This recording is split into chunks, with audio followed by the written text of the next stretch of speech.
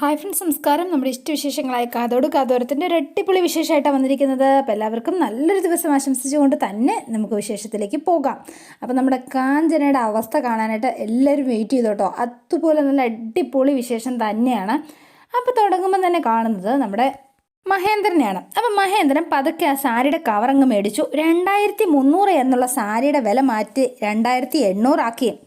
ഇനി അമ്മയുടെ സാരി 2800, മോളുടെ സാരി 2500. ഇനി ധൈര്യമായിട്ട് വിളിക്ക്. അപ്പോൾ അർജുനും മീനും അവിടെ നിൽപ്പുണ്ട്. അപ്പോൾ അർജുൻ, അമ്മേ ഇങ്ങ് വന്നേ, അമ്മേ ചേച്ചി ഇങ്ങോട്ട് വാ എന്ന് പറഞ്ഞ് വിളിച്ചു. പ്രഭാവതി നിന്നെ വിളിക്കുന്നത് കേട്ടില്ലേ? അപ്പോൾ പ്രഭയും കാഞ്ചനയും കൂടെ അങ്ങോട്ടേക്ക് വരികയാണ്. അപ്പോൾ അവിടെ വന്നു. അപ്പോൾ ആകെ പിണങ്ങി കൊതുകുത്തി പോയതായിരുന്നുവല്ലോ. വേഗം വന്നിട്ട് ദേ എന്താ എന്ന് ചോദിച്ചു. എടി കണ്ണ് വേണോടി, കണ്ണം. നിനക്ക് എന്താടി പറ്റിയത്? നിനക്ക് കണ്ണിന് കാഴ്ചയില്ലേ? സൂക്ഷിച്ചു നോക്ക്, സാരിയുടെ വില എത്രയാന്ന്. ദാ പിടികിടി എന്ന് പറഞ്ഞ് മഹേന്ദ്രൻ അങ്ങ് കൊടുക്കുകയാണ്. അപ്പോൾ സാരിയുടെ വില ഇങ്ങനെ സൂക്ഷിച്ചു നോക്കിയപ്പോൾ 2800. അമ്മയുടെ സാരിയുടെ വില 2800, മീനുവിൻ്റെ സാരിയുടെ വില 2500, 300. അതെ, ഏത് സാരിക്കാണ് വില കൂടുതൽ? പറ, അമ്മ തന്നെ പറ എന്ന് പറഞ്ഞു. ആ അത് ശരിയാണല്ലോ, നേരത്തെ നോക്കിയപ്പോൾ നേരത്തെ 2300 എന്നല്ലേ കണ്ടത്? അല്ലടാ, ഞാനേ ശരിക്കും ശ്രദ്ധിച്ചില്ല എന്നുടനെ പറയാണ്. അതെ, എനിക്ക് തെറ്റിയതാ മോനെ, സോറിടാ. എനിക്കറിയാം അമ്മയോട് നിനക്ക് സ്നേഹക്കുറവൊന്നുമില്ലാന്ന്. ആ അന്ന് വർക്ക്ഷോപ്പിൽ വെച്ചും ഞാൻ അമ്മ കൊണ്ടുവന്ന ഭക്ഷണമല്ലേ നീ കഴിച്ചത്, ഇവള് കൊണ്ടുവന്നല്ലല്ലോ നീ കഴിച്ചത്. അതും എനിക്കറിയാവുന്നതല്ലേ എന്ന് പറഞ്ഞു. കണ്ടുപടി, നിന്നോടുള്ളതിനേക്കാൾ കൂടുതൽ സ്നേഹം എൻ്റെ മോനെ എന്നോട് തന്നെയാ. നിനക്ക് തട്ടിയെടുക്കാനൊന്നും കഴിയില്ല. ആള് ഭയങ്കര ഹാപ്പി ആയിട്ടോ.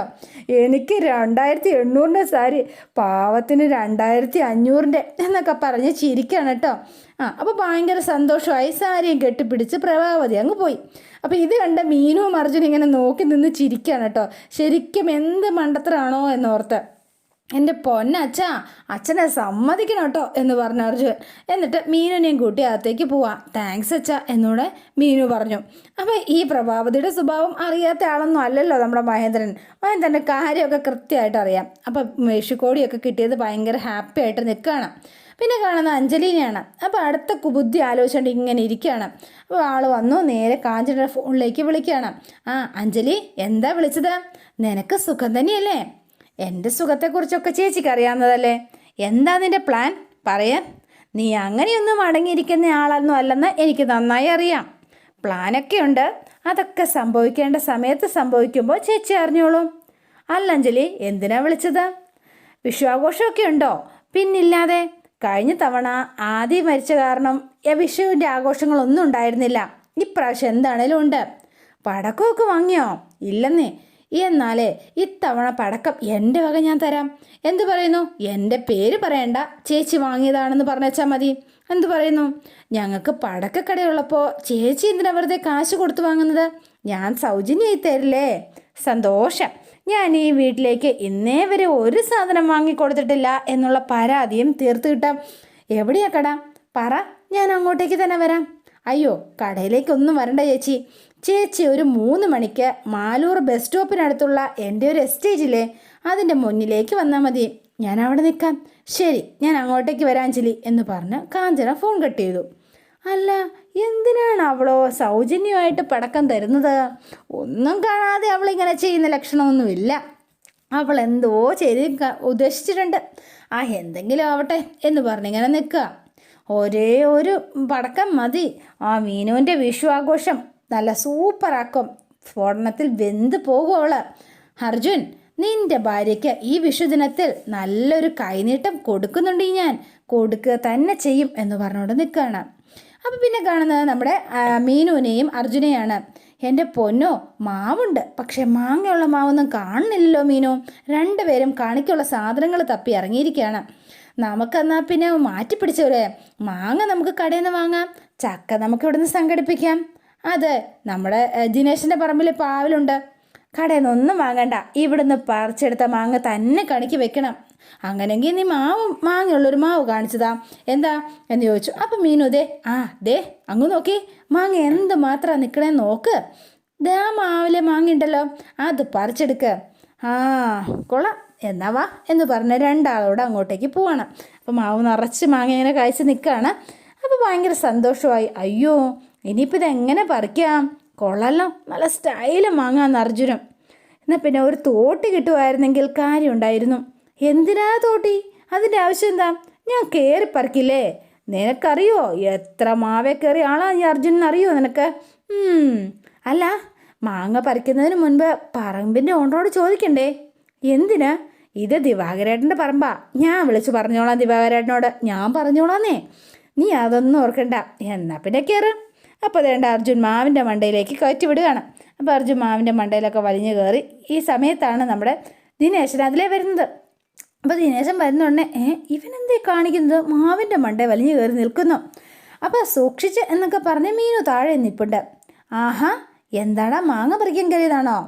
മാങ്ങ പറിക്കാനല്ലാതെ പിന്നെ തേങ്ങ പറിക്കാൻ കയറുമോ? എന്തിനാ ഇപ്പോൾ പച്ചമാങ്ങ? എല്ലാ കാര്യവും നിന്നോട് പറയണമെന്നുണ്ടോ എന്ന് ചോദിച്ചു. അപ്പം മീനുവിനെ ഇങ്ങനെ നോക്കുകയാണ്. ഓഹോ, അപ്പം അതാണ് കാര്യം അല്ലടാ. ദിനേശേട്ടൻ എന്തോ കത്തി. എന്താടാ? അല്ല, എൻ്റെ കൊച്ചു കള്ള പണി പറ്റിച്ചു അല്ലേടാ നീ എന്ന് ചോദിച്ചു. അപ്പം ഇവർക്കൊന്നും മനസ്സിലായില്ല. നീയാൾ കൊള്ളാലോടാ, സൂപ്പറായിട്ടുണ്ട്, എന്തോ ഒരു പന്തികേട്. എന്താടാ നീ എന്നോട് ഈ സന്തോഷ വാർത്ത പറയാഞ്ഞത്? കുപ്പി വാങ്ങി തരണമെന്ന് ഓർത്തിട്ടാണോ? എന്താടാ ഇത്?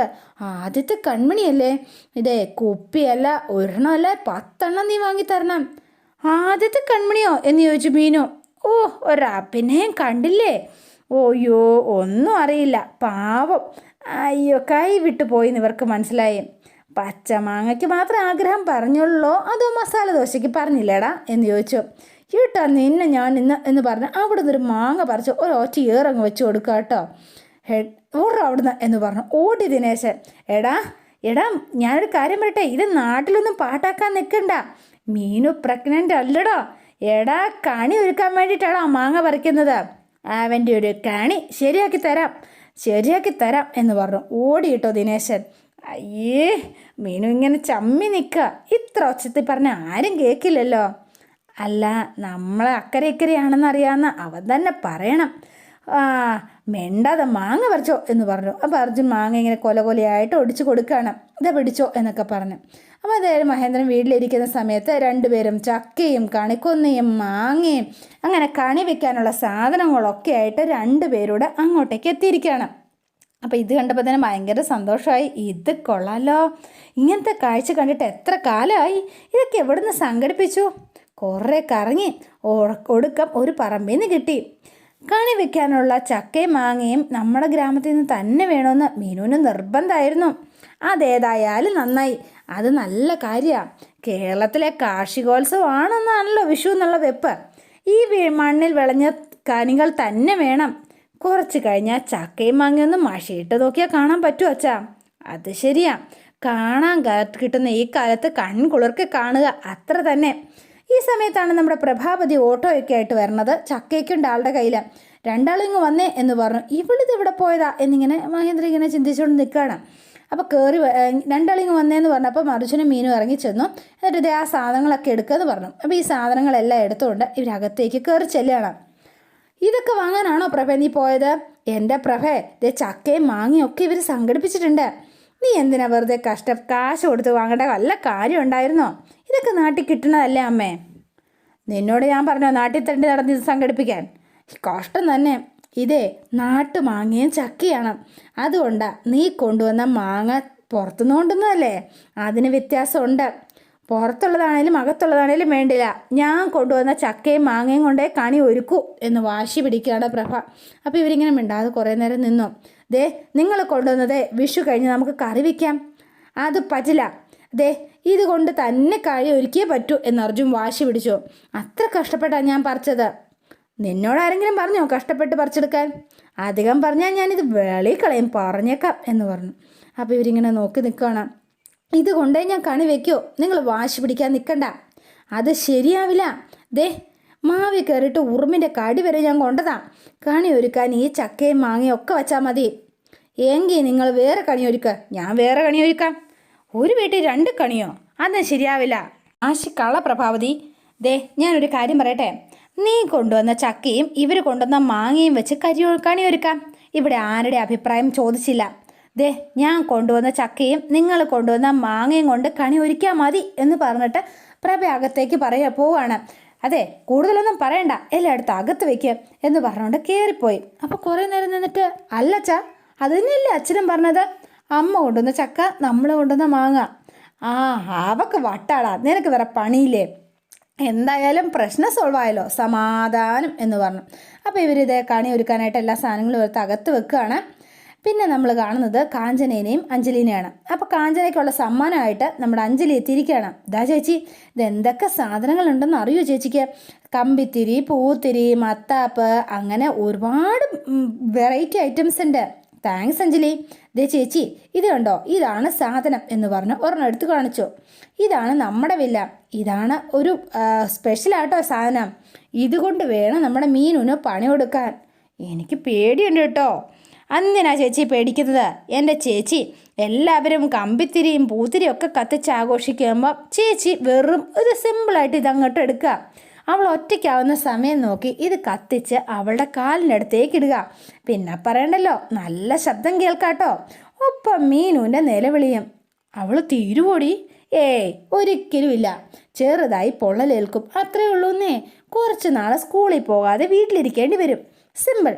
അത്ര സംഭവിക്കുമെന്ന് പ്രശ്നമാവും അഞ്ജലി? എൻ്റെ പൊന്ന് ചേച്ചി, ഇത് അത്ര വീര്യം കൂടിയതൊന്നും അല്ലെന്നേ. ഒരു ചെറിയൊരു പണി, അത്രയും ഞാൻ ഉദ്ദേശിക്കുന്നുള്ളൂ. എന്നാലും എൻ്റെ എല്ലാവരുടെയും കയ്യിൽ നിന്ന് എനിക്ക് വേണ്ടതുപോലെ കിട്ടില്ലേ വിഷുവായിട്ട്? അതൊന്നും അറിയാതെ പറ്റിയതെന്ന് പറയണം. കത്തിച്ചെറിഞ്ഞപ്പോൾ അവൾ അടുത്ത് വന്നു എന്ന് പറയണം. അവൾക്ക് ഇത്രയെങ്കിലും കൊടുക്കണ്ടേ ചേച്ചി? അല്ലെങ്കിൽ നമ്മളെങ്ങനെയാണ് ശരിയാകുക? എങ്കിൽ നമ്മളൊന്നിനും കൊള്ളാത്ത ആളായി പോവില്ലേ? ശരിയാ, ഞാൻ ഈ പറഞ്ഞതുപോലെ തന്നെ ചെയ്യാം. ചെല്ലു ചേച്ചി, എന്നാൽ ശരി എന്ന് പറഞ്ഞു. രാത്രി എന്നെ വിളിക്കണം കേട്ടോ. ശരി, ഞാൻ വിളിക്കാം എന്ന് പറഞ്ഞ് ഭയങ്കര സന്തോഷത്തിൽ കാഞ്ചന ഈ സാധനങ്ങളെല്ലാം വാങ്ങി അങ്ങ് പോവാണ്. അപ്പം അഞ്ജലി ഭയങ്കര കണക്കുകൂട്ടലിങ്ങനെ നിൽക്കുകയാണ്. കാഞ്ചന എടുത്ത് കൊടുത്തു വിട്ടിട്ട്, എടി മീനു മണ്ടി, ഞാൻ പറഞ്ഞത് വിശ്വസിച്ച് വീര്യം കൂടിയ സാധനം കൊണ്ട് പോവാ. അത് കയ്യിലിരുന്നോ അടുത്തിരുന്നോ പൊട്ടിയാൽ രക്ഷപ്പെടില്ല. ജീവൻ ചിലപ്പം പോയേക്കാം മീനുവിൻ്റെ, അത് വേണം എന്ന് പറഞ്ഞു. അപ്പോൾ രാത്രിയായി. ഇവരിങ്ങനെ കമ്പിത്തിരിയും പൂത്തിരിയൊക്കെ കത്തിച്ച് ഭയങ്കര സന്തോഷത്തിലിങ്ങനെ നിന്ന് ആഘോഷിക്കുക കേട്ടോ. വിഷു നല്ല ഗംഭീരമായിട്ട്. മീനും അർജുനും ഗൗതവും അതുപോലെ തന്നെ അഖിലയും ഒക്കെയുണ്ട്. നമ്മുടെ അച്ഛനും അമ്മയുണ്ട്. പക്ഷേ കാഞ്ചനയെ മാത്രം കാണുന്നില്ല. അപ്പോൾ എല്ലാവരും ഹാപ്പി ആയിട്ടാണ് ചെയ്യണത്. ഈ സമയത്ത് കാഞ്ചന ഈ സാധനവും പുറകെ പിടിച്ച് പതിയെ പമ്മി അങ്ങോട്ടേക്ക് വന്നു. പമ്മി വന്നിട്ട്, ഷോ, ഇനിയിപ്പോൾ ആകെ പ്രശ്നമായല്ലോ. ഇവളെ ഒറ്റയ്ക്ക് കിട്ടുന്നതേ ഇല്ലല്ലോ. ഇവളെ ഒറ്റയ്ക്ക് കിട്ടാൻ എന്താ വഴി? എപ്പോഴും അർജുൻ കൂടെ തന്നെയുണ്ട്. അവസരം വരും, കാത്തിരിക്കാം. അപ്പോൾ ഇങ്ങനെ നിൽക്കുന്ന സമയത്ത്, ഇവരിങ്ങനെ കമ്പിത്തിരിയൊക്കെ കത്തിച്ചുകൊണ്ടിരിക്കുന്ന സമയത്ത് പെട്ടെന്ന് അഞ്ജലി ഫോൺ വിളിക്കുകയാണ് കാഞ്ചനേനെ. ചേച്ചി ഫോൺ എടുക്കുന്നില്ലല്ലോ, എത്ര നേരം ഈ വിളിക്കാൻ തുടങ്ങിയിട്ട്. എന്തായാലും ഈ സമയം അവൾക്കിട്ട് പണി കൊടുക്കാൻ നോക്കിയിരിക്കുമായിരിക്കും. അവൾ പൊള്ളി അടരട്ടെ, അവളെ എവിടെ എത്തിച്ചാലും രക്ഷപ്പെടില്ല, അവൾക്ക് പണി കൊടുക്കാം എന്നൊക്കെ ഇങ്ങനെ കണക്ക് കൂട്ടി അഞ്ജലി ഭയങ്കര എക്സൈറ്റ്മെൻറ്റിൽ ഇങ്ങനെ ഇരിക്കുകയാണ്. അപ്പോൾ അതേണ്ട അർജുൻ ഇങ്ങനെ നിന്ന സമയത്ത് അർജുൻ്റെ ഫോണിലേക്ക് ഒരു കോൾ വരികയാണ്. ദേ ലച്ചുവാ എന്ന് പറഞ്ഞു. ദേ നിൽക്ക് എന്ന് പറഞ്ഞു. അപ്പോൾ ലച്ചു, ഹലോ ലച്ചു, എന്താ വിശേഷം പറയാം? ഞങ്ങളോ ഇവിടെയോ? ഞങ്ങളിവിടെ എല്ലാവരുടെ പടക്കമൊക്കെ പൊട്ടിച്ച് വിഷു ആഘോഷിക്കാന്നേ. പറഞ്ഞോ, എനിക്ക് ഒന്നും കേൾക്കുന്നില്ല, മാറി നിൽക്കാം എന്ന് പറഞ്ഞ് അർജുൻ ഫോണും എടുത്ത് അപ്പുറത്തേക്ക് പോയി. അപ്പോൾ കാഞ്ചനയെ സക്കം പത്തിപ്പുറത്ത് നിൽക്കുകയാണല്ലോ. ഇത് തന്നെയാ പറ്റിയ അവസരം, പണി കൊടുക്കാവട്ടെ. അപ്പോൾ കയ്യിലിരുന്ന ആ സാധനം ഇങ്ങനെ എടുത്തു, അവിടെ ഇരുന്ന് ആ തിരി എടുത്ത് വെച്ചിട്ട് കത്തിക്കുകയാണ് കേട്ടോ. അപ്പോൾ ഇവ വരുന്നതിന് മുന്നേ വേണമല്ലോ.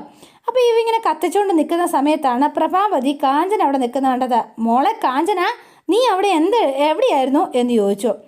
അപ്പം കയ്യിലിരുന്ന് ആൾ കത്തിച്ച കാര്യം അങ്ങ് മറന്നുപോയി. അവിടെ തന്നെ വീണിട്ട് പഠോന്നങ്ങ് പൊട്ടി. ദേണ്ട നിൽക്കുന്നു. എല്ലാവരും ഞെട്ടിത്തരിച്ച് ഓടി അങ്ങ് വന്നു കേട്ടോ. പേടിച്ചു പോയി കാഞ്ചനയുടെ നിപ്പ് കണ്ടപ്പം. ആ വായിൽ നിന്നുമൊക്കെ പുക വന്ന കണ്ണും മൂന്തയൊക്കെ കരിയൊക്കെ പിടിച്ച് ആകെ ഇതായിട്ട് ഇങ്ങനെ മരം പോലെ നിൽക്കുകയാണ്. അയ്യോ ചേച്ചി എന്ന് വിളിച്ചു കേട്ടോ. വല്ലം പറ്റിയോടി? ഭാഗ്യം, ഒന്നും പറ്റിയില്ല. പടക്കം കുറച്ച് ദൂരെ വീണ കൊണ്ട് രക്ഷപ്പെട്ടോ, ഇല്ലെങ്കിൽ ഇപ്പം നിനക്ക് കാണായിരുന്നു. നീ എന്തിനാടി അതെടുത്ത് പൊട്ടിക്കാൻ പോയത്? ഇത് ഗൗതത്തിൻ്റെ കയ്യിലെങ്ങാനും കൊടുത്താൽ പോരായിരുന്നു നിനക്ക്. അമ്മ എന്തിനാ എന്നെ വിളിച്ചത്? അതുകൊണ്ടല്ലേ ഞാൻ ഞെട്ടി പടക്കം കയ്യിലിരുന്ന് പൊട്ടിയത്.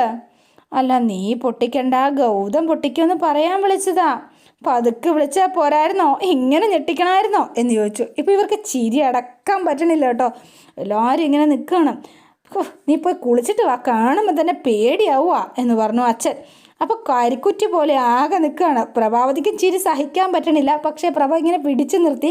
എന്നിട്ട് അപ്പം വേഗം തന്നെ കാഞ്ചന അകത്തേക്ക് കയറിപ്പോയി. അപ്പോൾ ഈ കാഞ്ചന അകത്തേ പോകുന്ന കണ്ടപ്പോഴത്തേനും അർജുനും മീനും ഗൗതവും അഖിലയും എല്ലാം കൂടെ പൊട്ടിച്ചിരിക്കുകയാണ്. അപ്പോൾ ഉടനെ നമ്മുടെ പ്രഭ ചിരിക്കരുത്, മിണ്ടരുത് എന്ന് പറഞ്ഞു. എന്നിട്ട് പ്രഭാവതിക്ക് ചിരി പിടിച്ചു നിർത്താൻ പറ്റിയില്ല. പ്രഭാവതിയും കൂടെ കൂടി. അപ്പോൾ ഇവരെല്ലാവരുടെയും വാവിട്ട് നിന്ന് ചിരിക്കുകയാണ് കേട്ടോ. അപ്പോൾ അതേണ്ട അകത്തേക്ക് കയറി ഡ്രസ്സൊക്കെ മാറി കുളിക്കാൻ വേണ്ടിയിട്ട് കാഞ്ചന പോവാണ്. അപ്പോഴാണ് നമ്മുടെ അഞ്ജലിയുടെ ഫോൺ വരുന്നത്. അപ്പോൾ വേഗം തന്നെ ഫോൺ എടുത്തു. ചേച്ചി എന്തായി ചേച്ചി എന്ന് ചോദിച്ചു. എന്താ അവക്കൊട്ട് പണി കൊടുത്തോ ചേച്ചി? മീനുവിൻ്റെ കാര്യം എന്തായി? മീനു കത്തിക്കരിഞ്ഞോ? മീനു അല്ല, ഞാനാ കത്തിക്കരിഞ്ഞത് എന്ന് പറഞ്ഞു. അവളുടെ ഒരു പടക്കം കൊണ്ട് വന്നിരിക്കുന്നു.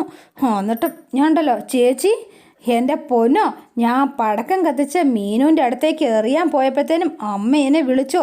ഞെട്ടി ആ പടക്കം എൻ്റെ കയ്യിൽ തന്നെ വീട് എൻ്റെ അടുത്ത് നിന്ന് പൊട്ടി. എന്നിട്ട് ചേച്ചി ഇപ്പോഴും ജീവനോടെ ഉണ്ടോ എന്ന് ചോദിച്ചു. അല്ല, ഞാൻ മരിച്ചു പോയി. എന്താ എടി നിന്നേണ്ടല്ലോ, ഞാനിപ്പോൾ രൂപ ആയതേ ഉള്ളൂ.